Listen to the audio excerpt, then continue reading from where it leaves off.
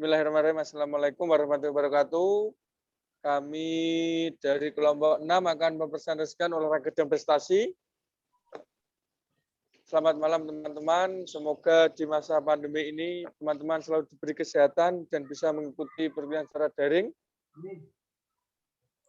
Untuk kelompok 6 tersendiri ada, yuk lanjut. Anggota yang pertama ada Rama. Sebelumnya. Yang pertama ada Rama Haji Wijayanto, kedua Dikanaya Prima Putih, ketiga Faru Rozi, keempat M. Iqbal Maulana, namaku salah namaku. Tidak apa-apa. Yang ketiga Aqidatul Iyah, yang 6 Bayu Bagaskara, yang 7 Habib, yang ke-8 Wari Amin, yang ke-9 Endawa Imani, 10 Mudina, yang ke-11 Wildan Bagus Mursida. Selanjutnya dari kelompok 6 akan mempresentasikan 6 slide. Yang pertama ada sumbang ilmu yang akan disampaikan oleh Saudara Rama, yang kedua prinsip-prinsip yang akan disampaikan oleh Saudari Dikanaya, yang ketiga ada kerjasama yang dipresentasikan oleh Saudari Iyah, yang keempat kelanjutan kerjasama yang akan disampaikan oleh Saudara Bayu, yang kelima ada peran orang tua yang akan disampaikan oleh Wildan, yang keenam ada modal sosial budaya akan disampaikan oleh Faru Rozi. Selanjutnya untuk slide pertama sumbang ilmu akan disampaikan oleh Saudara Rama. Waktu dan tempat kami persilakan. Silakan Mas Rama. Ya, untuk yang pertama, ilmu penunjang olahraga terhadap pembinaan olahraga prestasi. Menurut Budi Siswanto, Sugianto, KS, Sugiarto, Sulaiman. Olahraga prestasi ada 7, yaitu sport medicine, sport mekanis, sport psikologi, sport pedagogik, sport sosiologi, sport histori, sport filosofi. Salah satunya adalah sport sosiologi atau olahraga yang memusatkan perhatian pada objek khusus, yakni fenomena sosial yang terjadi dalam olahraga. Olahragawan merupakan makhluk sosial yang tidak dapat hidup sendiri. Dengan kata lain, seorang olahragawan tetap berinteraksi dengan manusia lain dalam lingkup olahraga maupun lingkup sosial. Dalam lingkup olahraga, olahragawan harus dapat bersosialisasi dengan pelatih, teman, tim, penonton, pemimpin pertandingan, bahkan lawan.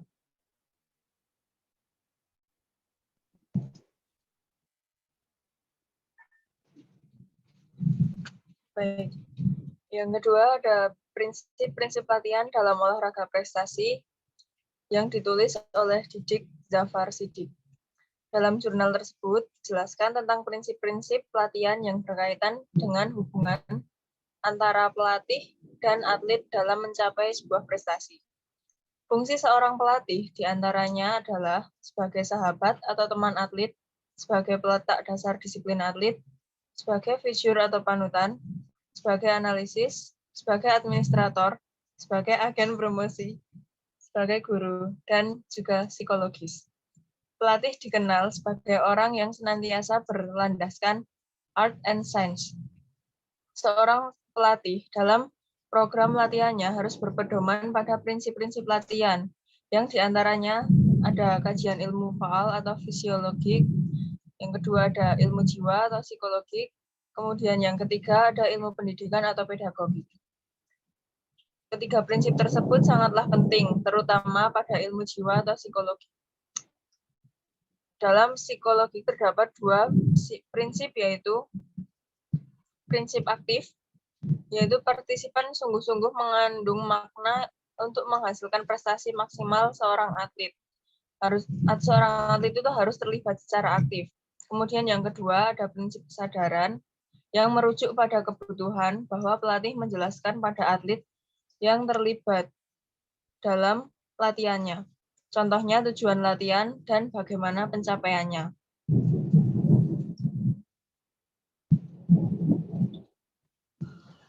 Yang ketiga adalah ada kerjasama.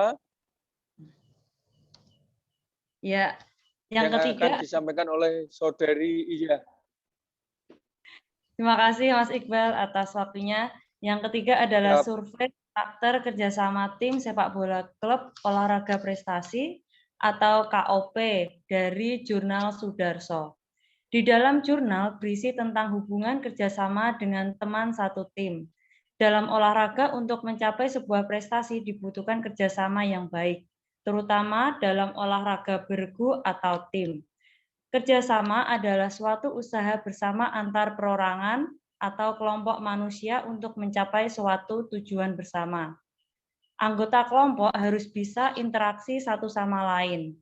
Interaksi berkelanjutan adalah salah satu hal yang bisa menjaga kestabilan kerjasama. Jadi, untuk mencapai sebuah prestasi, terutama di olahraga bergu, diperlukan kerjasama tim yang baik untuk mencapai tujuan bersama. Untuk dapat berinteraksi dengan baik, setiap individu harus memiliki 10 karakteristik kerjasama. Di antaranya ada 1 reliable atau dapat diandalkan. Yang dimaksud dapat diandalkan di sini adalah setiap individu harus memiliki kemampuan bertanggung jawab, sehingga dapat diandalkan dan dapat dipercaya teman satu tim untuk menuju suatu kesuksesan.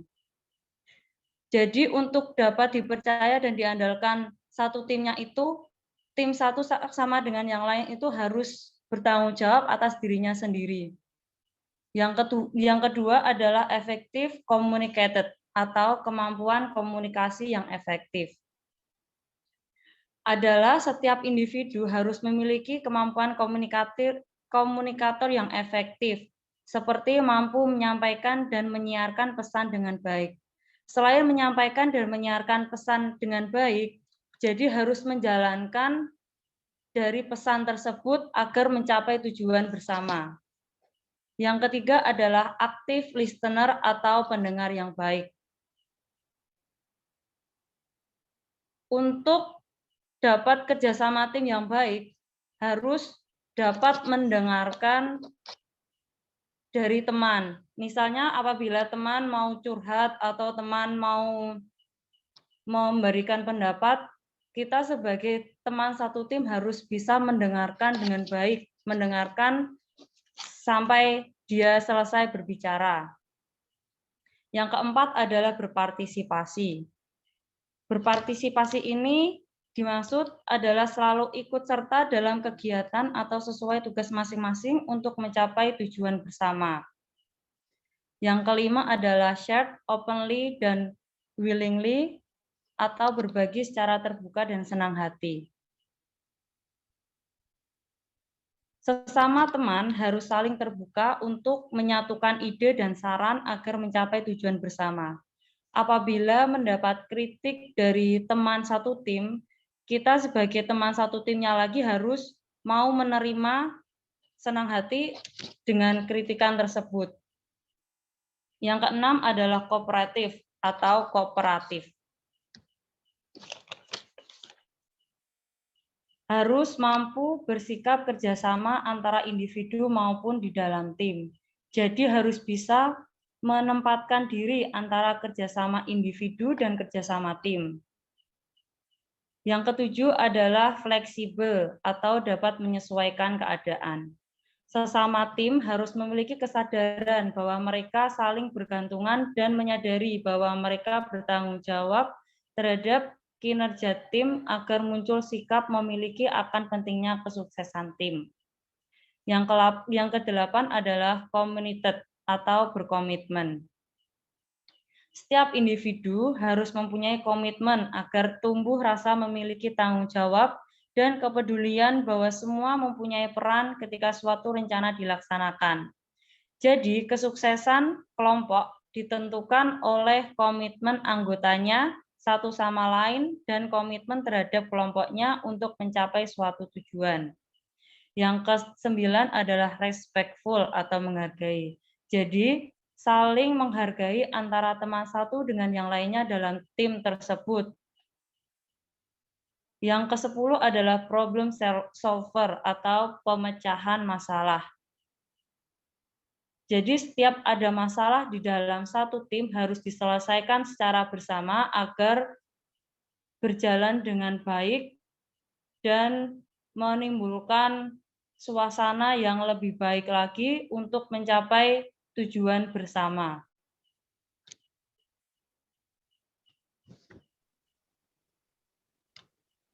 Ya, silakan selanjutnya.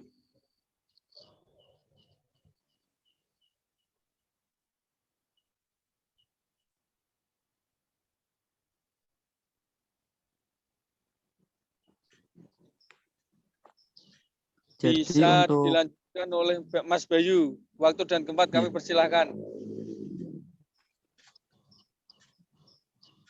Selanjutnya, belum Ijay.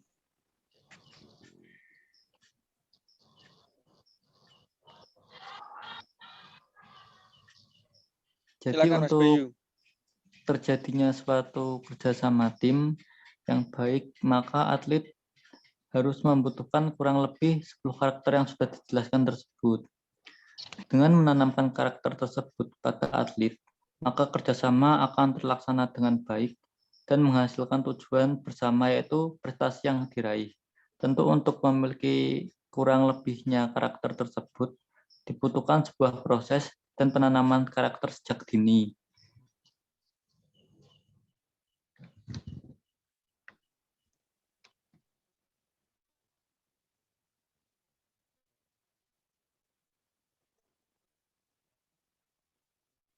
Selanjutnya ada peran orang tua yang akan disampaikan oleh Saudara Wildan.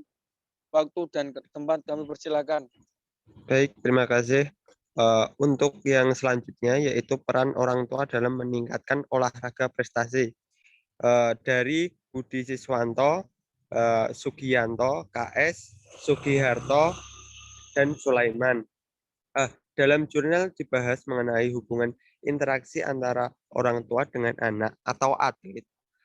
Peran orang tua sangat penting dalam meningkatkan olahraga prestasi pada anak karena mendapat dukungan moral berupa motivasi yang dapat menambah giat anak dalam berlatih. Orang tua juga memenuhi kebutuhan fasilitas anak dalam berlatih serta dapat memberi dukungan sosial dan lingkungan dari lingkungan keluarga. Jadi di sini adalah peran orang tua sangatlah penting bagi perkembangan anak tersebut. Karena jika orang tua memberi dukungan, maka anak dapat mengembangkan bakatnya. Kemudian dalam motivasi itu ada dua, motivasi internal dan motivasi eksternal. Jika motivasi internal itu di dalam diri atlet atau anak tersebut.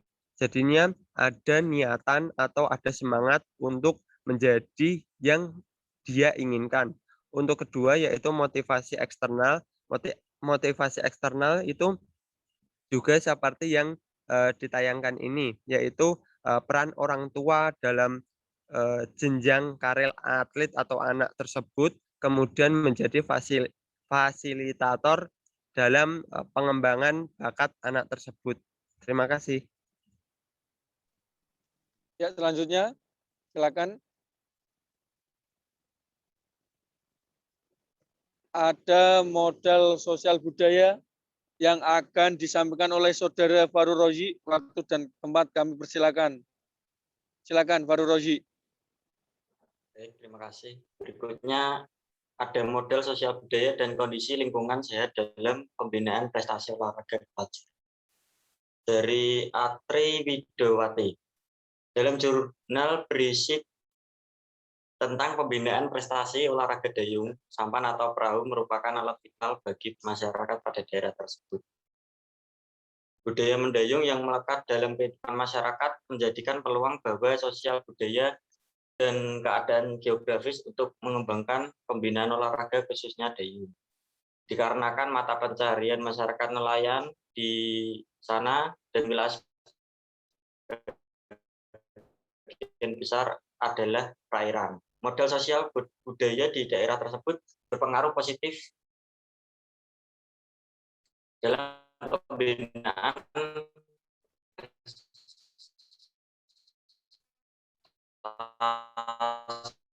melalui ini membuktikan bahwa asosiasi lahan ekonomi. Jadi dapat dikatakan jika semakin tinggi tingkat modal sosial yang ada, maka tingkat kesejahteraan ekonomi di masyarakat tersebut semakin baik dan dapat mendukung pembinaan prestasi olahraga. Terima kasih. Ya, selanjutnya. Terima kasih untuk semua yang telah mempresentasikan. Selanjutnya ada sesi kesimpulan untuk semua dapat disimpulkan, yaitu yang menyimpulkan oleh Saudari Mudina.